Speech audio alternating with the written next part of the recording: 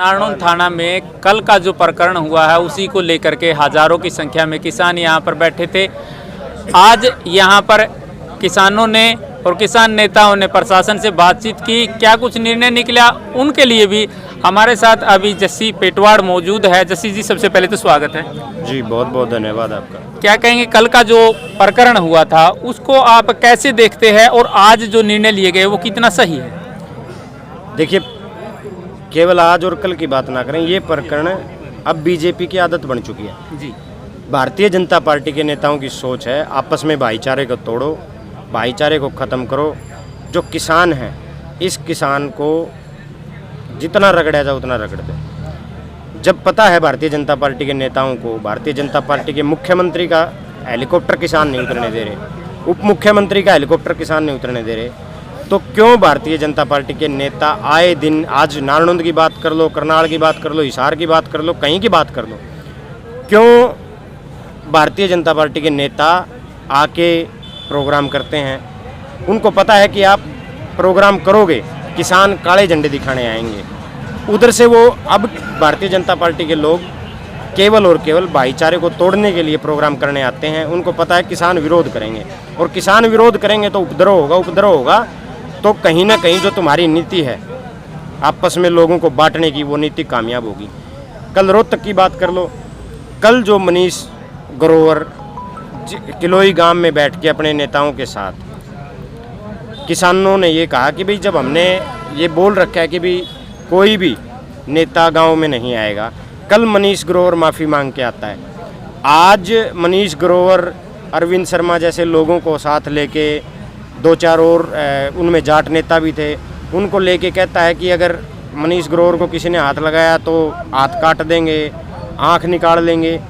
ये सिर्फ और सिर्फ बीजेपी की ये मानसिकता है कि भाई हमने तो इस हरियाणा प्रदेश के भाईचारे को ख़त्म करना है। दूसरा, भारतीय जनता पार्टी चाहती है कि ये जो किसान आंदोलन है ये दिल्ली के बॉर्डर से शिफ्ट करके हरियाणा में कर दिया जाए। कभी कुछ नारनौल में बांट दिया जाए, कुछ करनाल में बांट दिया जाए, कभी हिसार में बांट दिया जाए। बीजेपी की दो मानसिकता हैं, आपसी भाईचारे को तोड़ना और इस दिल्ली बॉर्डर से ध्यान हटा के इस ध्यान को डाइवर्ट करके इधर उधर लगाने का।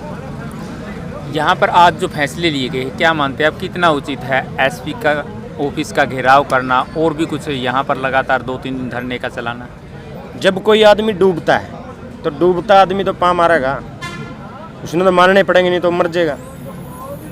अब यहाँ सांसद साहब आए, रामचंद्र जांगड़ा जी जब यहाँ आए, सबको पता था कि रामचंद्र जांगड़ा जी अगर यहाँ आएंगे तो किसान विरोध करेंगे। पहले नहीं पता था तो पहले दिन पता चल गया था, रामचंद्र जांगड़ा जी को कार्यक्रम कैंसिल करना चाहिए था। अगर फिर भी वो नहीं किया, अगर कार्यक्रम कैंसिल नहीं किया, वो यहाँ आए, उसके बाद जब किसान शांतिपूर्वक काले झंडे दिखा रहे थे, उनकी तरफ उनको कुछ बोलना, उनकी तरफ इशारे करना, वो भी गलत है। जिससे किसान, ये कोई वो मामला नहीं था कि भाई किसानों ने उनकी गाड़ी तोड़ी। वो तो कुछ किसान जो मौजूद थे वो किसान कुछ बता रहे हैं कि कुछ दोनों तरफ से कुछ ऐसी बातें हुई। उनकी तरफ से पहले जो रामचंद्र जांगड़ा की गाड़ी में जो लोग बैठे थे उन्होंने कुछ इशारा किया, इसके बाद उन किसानों ने उस गाड़ी के ऊपर डंडे चलाए। रामचंद्र जांगड़ा ने तो ये कहा है कि किसान विरोध करे हमें कोई ऐतराज़ नहीं, काले झंडे दिखाए मुर्दाबाद करे हमें कोई ऐतराज़ नहीं है, लेकिन मेरी गाड़ी का शीशा तोड़ा गया, वो कहाँ सही है? 750 आदमी मर लिए, वह तो रामचंद्र जांगड़ा नाजती ना पूछी। गाड़ी का शीशा टूटा तो दिख गया, जब गाड़ी के शीशे तोड़ते जाए का आंदोलन वापिस होता तो पंचर मारी भी खड़ी, ये भी तोड़ लो। एक गाड़ी का शीशा टूटा है तो रामचंद्र जांगड़ा को दिख जाता है। और ये 750 से ज़्यादा किसान दिल्ली बॉर्डर पे शहीद हो लिए। बर्फ़ पाला पड़ा है, बर्फ़ जमे है सर्दियाँ में, वहाँ दिल्ली सड़क के ऊपर ट्रैलियाँ में पड़े किसान, वो नहीं दिखाई देते।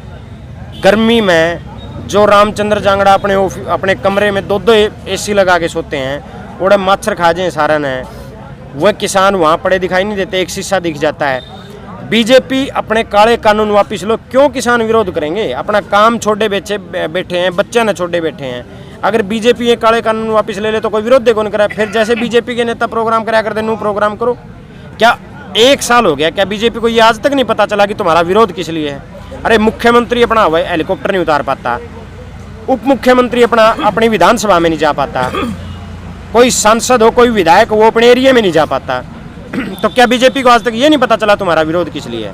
काले कानून वापिस लो, विरोध बंद हो जाएगा, कोई काले झंडे नहीं दिखाएगा, कोई गाड़ी का शीशा नहीं तोड़ेगा, अपने मर्जी से अपने प्रोग्राम करते रहो। अगर आप ये कहो कि मैं राज भी करूँगा और गरीब या किसान या मजदूर के गेट्टी पर पैर धर के करूँगा तो भी मंजूर है, लेकिन भले उसने रगड़ू भीगा, तो फिर एक बात है कि भाई जिंदा कौम में 5 साल का इंतजार नहीं करती।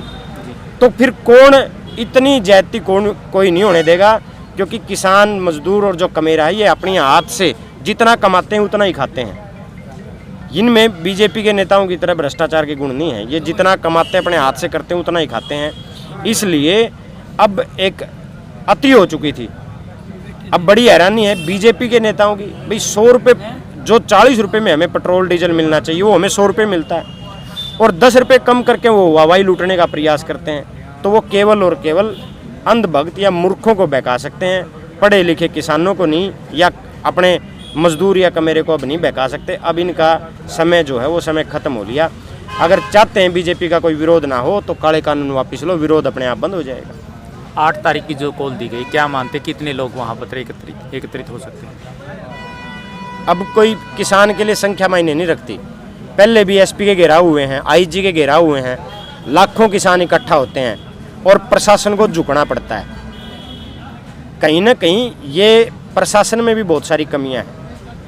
अगर रामचंद्र जांगड़ा यहाँ आता है या कोई दूसरा नेता दुष्यंत चौटाला यहाँ आता है या कोई मनोहर लाल खट्टर जैसा आदमी यहाँ नारनौल आता है, तो प्रशासन उसको ये क्यों नहीं कहता कि भाई मत आओ, हालात खराब हैं, कोई ना कोई मर जाएगा, तारा में तो मर जाएगा या कोई किसान मर जाएगा, हालात को समझो और यहाँ मत आओ। तो रामचंद्र जांगड़ा की हिम्मत है कि भी प्रशासन का मना करने के बाद यहाँ कोई आ जाएगा? है प्रशासन भी गुमराह कर रहा है दोनों तरफ से। प्रशासन किसानों को भी गुमराह कर रहा है, प्रशासन सरकार को भी गुमराह कर रहा है कि हाँ जी जो स्थिति है वो कंट्रोल में है। वार्तालाप का जो विषय था वो काफ़ी दिनों से बंद पड़ा है, बगैर वार्तालाप के कोई समाधान होने वाला नहीं है। क्या मानते हैं किस प्रकार से इसका हल निकाला जाए? देखो, बीजेपी पूरे देश में जितने भी उपचुनाव हुए, एक उपचुनाव को छोड़ के सब जगह उसका सफाया हो गया। तो बीजेपी ने पेट्रोल के डीजल के दाम घटाने शुरू कर दिए। जो जो ये किसान आंदोलन बड़ा होता जा रहा है, जो जो ये किसान आंदोलन लंबा होता जा रहा है, उसी तरीके से बीजेपी के हाथ पांव फूलते जा रहे हैं। और लोकतंत्र में सबसे बड़ी ताकत है धरने की ताकत। लोकतंत्र में सबसे बड़ी ताकत है शांतिपूर्वक आंदोलन, शांतिपूर्वक विरोध। ये लोकतंत्र की सबसे मजबूत ताकत है। तो किसान जो है अपना शांतिपूर्वक आंदोलन कर रहे हैं, किसान जो है वो अपना शांतिपूर्वक धरना दे रहे हैं। अब अगर यहाँ 100-150 लोग बैठ के शांति से धरना दे रहे हैं और प्रशासन कोई यहाँ अपनी नाकाम कोशिश करता है, तो उसका साफ स्पष्ट है कि उसको आदेश सरकार की तरफ से मिले हुए हैं। और सरकार अगर चाहे तो बातचीत आज भी शुरू हो सकती है। किसानों ने या संयुक्त किसान मोर्चा ने तो कभी नहीं कहा कि भी हम बातचीत नहीं करेंगे। बातचीत करनी किस लिए है? 12 दौर की वार्ता में किसान मुंह पे पट्टी लगा के भी किसान चला गया कि भाई आप इन बिलों को वापस लेना चाहते हो या नहीं चाहते। यस नो में किसान ने सरकार से कॉल मांग रखी है। वार्ता भी सरकार ने बंद की थी और शुरू भी सरकार ने करनी है। अब अगर सरकार ये कहे, नरेंद्र मोदी कहते हैं कि 1 कोल की दूरी पे हैं, अब अगर मैं आपको कहूँ कि आप मेरे घर आ जाओ और आपको मेरे घर का ना ठिकाना पता ना मेरा ठिकाना पता, तो आप आओगे कहाँ? मैं आपको बुलाऊंगा, आपको अपना पता बताऊंगा, तभी तो किसान वहाँ जाएगा। सरकार ये तो बताए भी आ जाओ, वार्ता करो, और इस जगह पे आके वार्ता करनी है, इस जगह पे आके बैठना है। बताए तो सरकार की, रास्ता तो सरकार खोलेगी, दरवाज़ा तो सरकार खोलेगी। लेकिन सरकार ने वो सारे दरवाजे बंद कर रखे हैं। और सरकार की अब एक नीति बन चुकी है कि भी कैसे न कैसे किसी न किसी तरीके से एक बार फिर जैसे 2016 के अंदर जाट नॉन जाट के नाम पर इस प्रदेश को बांटने का काम किया था, एक बार फिर सरकार चाहती है, सरकार तो शुरू दिन से चाहती है कि इस किसान आंदोलन को जाट नॉन जाट आंदोलन का नाम दिया जाए। लेकिन इस आंदोलन की पवित्रता इतनी है, 36 जात में सभी 36 जात के लोग खेती करते हैं, कोई थोड़ी करता है कोई ज़्यादा करता है। 36 जात में खेती करने वाले लोग इस बात को समझते हैं कि अगर ये बिल आ गए ना, ये बिल आ गए तो हमारी आने वाली कौमें भूखी मर जाएंगी। और जब कौम तो जब आएंगी ना जब पैदा करने की हिम्मत रहेगी। आज की सरकार कहती है कि भी बाजरे का एमएसपी हम कंप्लीट एमएसपी दे रहे हैं। आज मिल रहा है 1100 रुपये, बिक रहा है बाजरा 1100 रुपये। धान की एमएसपी किसान को नहीं मिल रही। तो ये सारी चीज़ें सरकार को सोचनी चाहिए। सरकार सिर्फ ये ना कहे कि भी अब किसी ने ये कहा था भी सरकारी स्कूल बंद हो जाएंगे, लेकिन बंद तो हो रहे हैं ना प्राइवेट स्कूल आने के कारण हो रहे हैं। सरकारी कंपनियां बंद तो हो रही है ना प्राइवेट कंपनियां आने के बाद, तो फिर मंडियां भी बंद हो जाएंगी। अब प्राइवेट मंडी आ गई तो सरकारी मंडी बंद हो जाएगी। अब अडानी ने 2 साल सेब के रेट आसमान के भाव दिए, किसान खुश हो गए। अब की बार सेब का भाव इतना नीचे गिरा दिया कि किसान रोड पे फेंकने को मजबूर हो गया। तो वही हालात आज देश में बने हुए हैं। जस्सी पेटवाड़ हमारे बीच मौजूद थे। आपको उनके विचार कैसे लगे? अगर आपका भी कोई सवाल है तो सभ्य कमेंट्स के माध्यम से ज़रूर लिखें। आप लोग हमारे साथ जुड़े, इसके लिए आपका बहुत बहुत धन्यवाद। कैमरे के पीछे अपने सहयोगी सतवीर चहल के साथ नरेश कुमार, नारनौल।